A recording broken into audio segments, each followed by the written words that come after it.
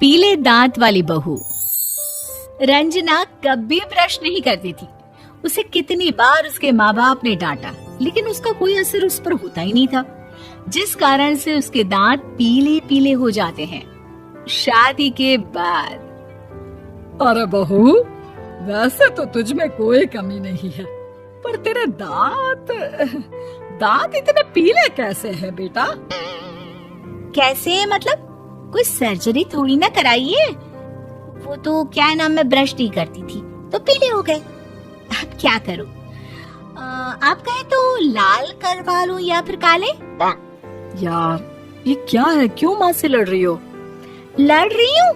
अरे मैं लड़ रही हूँ या ये बोल रही है कि दांत पीले हैं, पीले। अरे तपस्या थोड़ी ना की है इन्हें पीले करने के लिए। बकायदा ब्रश नहीं किया है 20 साल तक, तब जाकर। छी, कैसी बात कर रही हो?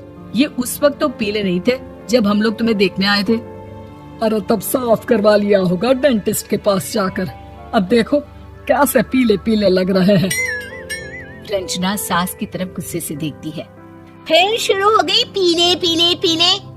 अरे पीले तो तब भी थे जब मेरे हाथ का रसगुल्ला उड़ा उड़ा कर खा रही थी और बोल रही थी, लड़की नहीं गुणों का खजाना दे रहे भाई साहब आप।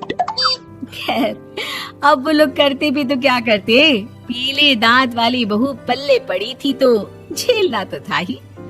एक दिन कीर्तन में रंजना गाना गा रही थी।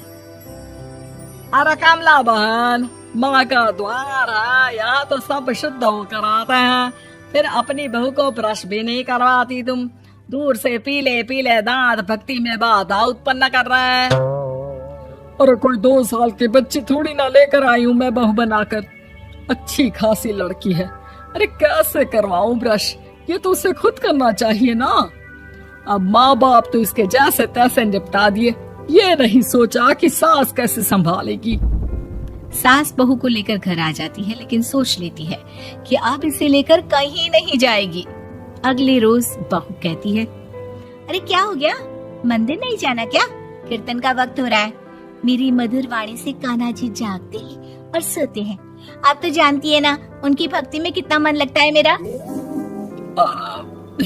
वो क्या है ना, तबीयत ठीक नहीं लग रही है मेरी, आराम करूंगी मैं। तबीयत ठीक नहीं लग रही? अभी तो मिथुन के गाने पर नाच रही थी आप, और अब बोल रही है कि तबीयत ठीक नहीं लग रही। अरे भक्ति में मन लगा लो सासू माँ, ऊपर जाना है, क्या मुंह दिखाओगी आप? हाँ? सास को बहू की बात पर गुस्सा आ जाता है। मैं क्या मुंह दिखाऊंगी, इसकी चिंता तो ना कर, समझी? अपने मुंह की चिंता कर, जो ये पीले पीले दांत लेकर हर जगह पहुंच जाती है। पता है लोग कितना मजाक बनाते हैं। ना जी ना, मैं नहीं जाना कहीं तेरे साथ। तो ये बात है, कोई ना, मत जाओ, मैं अपने कमरे में ही बैठकर भक्ति कर लूंगी। ऊपर वाला दांत थोड़ी ना देखता है, मन देखता है, भावना देखता है। और अरे बस बस, तू सब कुछ दिखा, बस ये सफेद चमकदार दांत ना दिखाना किसी को, है? जा यहाँ से। बहू को सास की बात का कोई फर्क नहीं पड़ता, वो तो जैसी थी वैसी ही रह जाती है। सुबह नहाकर किचन में खाना बनाना, फिर खाना खाना, कीर्तन भजन करना और सो जाना। एक दिन, माँ जी मैं सहेली के घर जा रही हूँ, शाम को लेट आऊंगी। हाँ, तो जाना, मैंने कौन सा तेरी आरती करनी है घर पर बैठकर। रंजना सहेली के घर जाती है, जहाँ वो पार्टी में जाने की तैयारी कर रही होती है। अरे शिखा, कहाँ जाने की तैयारी कर रही है? मैं गलत वक्त पर आ गई क्या? अरे नहीं यार, उल्टा सही वक्त पर आई है। मैंने ये साड़ी और ज्वेलरी निकाली है यार, शाम को इनके ऑफिस की एक पार्टी में जाना है। बताना कैसा लग रहा है ये सब? नहीं यार, इस ड्रेस के साथ तो वो वाली ज्वेलरी अच्छी लगेगी। हाँ सही बोल रही है, मैंने ध्यान ही नहीं दिया। वैसे तो हमेशा से मस्त फैशन सेंस रखती है। तो बड़ा जाती होगी ना पति के साथ पार्टी में। रंजना कुछ नहीं बोलती, बस सोचती है कि यार काश ये बात सही हो जाती, पर मैं क्यों नहीं जाती पार्टी में? क्या इन लोगों की कोई पार्टी होती नहीं होगी? रंजना घर आती है और रात में पति से सवाल करती है, एक बात बताइए, आप मुझे किसी पार्टी में क्यों नहीं ले जाते? क्या आपके यहाँ ऑफिस में पार्टी नहीं होती? पति बेचारा क्या कहता कि दांत पीले हैं तुम्हारे इसलिए। अरे कोई पार्टी होती नहीं हम लोगों के ऑफिस में, तो कहाँ से लेकर जाऊं? और मार्केट, मॉल, कहीं वीकेंड घूमना, कहीं तो। अरे यार सारे हफ्ते में एक छुट्टी मिलती है, तो सोचता हूँ कि आराम ही कर लूं। क्यों? रंजना मन मार के रह जाती है। पहले कभी सास के साथ मंदिर जाया करती थी, लेकिन वो भी सास ने ले जाना बंद कर दिया। घर बैठी बैठी रंजना बोर हो जाती है। तभी उसे आइडिया आता है और वो मायके जाने का सोचती है। सासू माँ, 2 दिनों के लिए मम्मी के घर जा रही हूँ। अच्छा ठीक है, आराम से जा। और हाँ, माँ से कुछ अच्छी आदत सीख कर आना कि कैसे शरीर के हर भाग की तरह दांतों की सफाई भी जरूरी होती है, समझी? शुरू हो गई ना आप। वो लोग आपकी तरह नहीं है कि छोटी छोटी बात का बतंगड़ बना दे।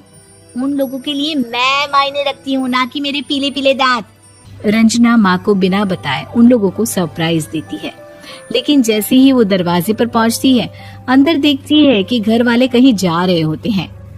अब माँ, काश रंजना दीदी के दांतों वाली प्रॉब्लम नहीं होती, तो वो भी हम लोगों के साथ चलती ना बुआ जी की बेटी की शादी में। हाँ बेटा, लेकिन अब उसे कौन समझाए कि उसको उसके पीले दांत नहीं दिखते, लेकिन उसके आसपास के लोगों को कितना एम्बैरेसिंग फील कराते हैं। मुझे तो कितनी बार उसके स्कूल की टीचर ने शिकायत की कि उसके साथ कोई लड़की बैठना भी नहीं चाहती, और ना ही कॉलेज में कोई उससे बात करना चाहता था। लेकिन पता नहीं क्यों उसे ये बात समझ में ही नहीं आती। कोई कमी नहीं है उस लड़की में, बस यही कि दांत पीले हैं। वो तो भला हो जीजा जी और उनकी माँ का, जो दीदी को जैसी है वैसे ही रखा हुआ है। रंजना को अपने घर वालों की बात सुनकर बहुत दुख होता है। वो सोचती है कि वो क्या करे, लेकिन फिर वो सीधा डेंटिस्ट के पास जाती है, अपने दांत चमकाती है और कसम खाती है कि वो रोज ब्रश करेगी। अरे क्या हो गया? तुम तो 2 दिनों के लिए गई थी ना, पर कोई ना, अच्छा है, चलो आ गई तो। रंजना सास के सामने आकर खड़ी हो जाती है और पूरी स्माइल करती है, उसके चमकदार दांतों को दिखाती हुई। चले मंदिर। माँ, मुझे माफ कर दीजिए, मैंने आप लोगों को बहुत एम्बैरेसिंग फील करवाया। मैं आज से रोज